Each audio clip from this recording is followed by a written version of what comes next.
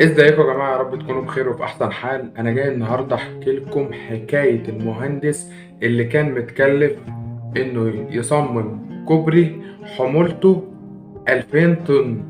وفعلا صمم الكوبري وجه يوم الافتتاح، وبالفعل بدأت العربيات تطلع الكوبري، وبدأ الكوبري يصرخ ويقول: الحقوني الحقوني، أنا مش قادر للحمولة دي كلها، ده أنا مش قادر حتى أشيل حمولة 100 طن.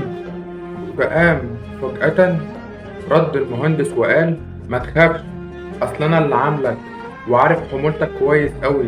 ما تخافش، اجمد، لسه أنت ما شلتش الحمولة الكافية ليك.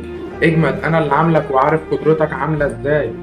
وبعدين أنت مش شايل الحمولة دي لوحدك، إيديا هي اللي شايلة معاك.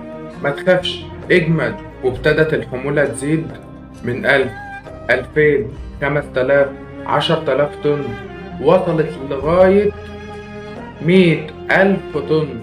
والكوبري مستغرب ازاي هو شايل الحمل ده كله، ازاي هو لسه ما وقعش لحد دلوقتي ولا حصل له اي حاجة. وزادت الحمولة لغاية 200,000 طن، والكوبري برضه ما حصلوش اي حاجة. ساعتها بس فكر الكوبري وقال: المهندس بتاعي بيحبني جدا، هو اللي صنعني وعارف حمولتي عاملة ازاي، اكيد مش هيسمح بأي حمولة زايدة عليا، لأنه ببساطة عايز يستخدمني ومش عايز يهدمني. ولله وحده المثل الأعلى.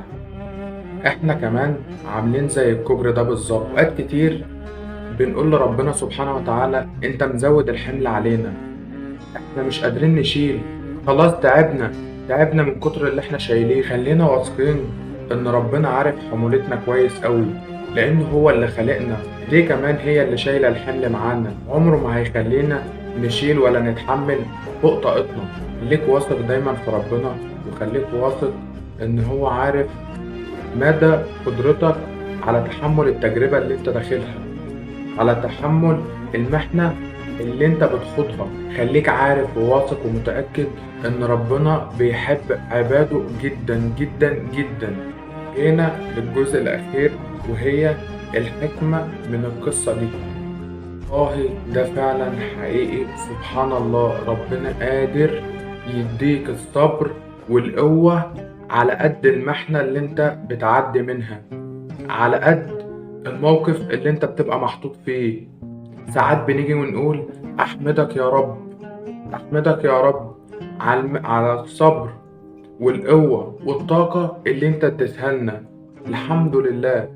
احمد ربنا دايما، احمد ربنا دايما على أي حاجة، سواء حلوة أو وحشة.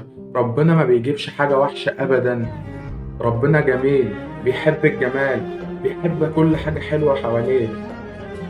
خليك عارف ومتأكد إن ربنا معاك وجنبك في كل وقت.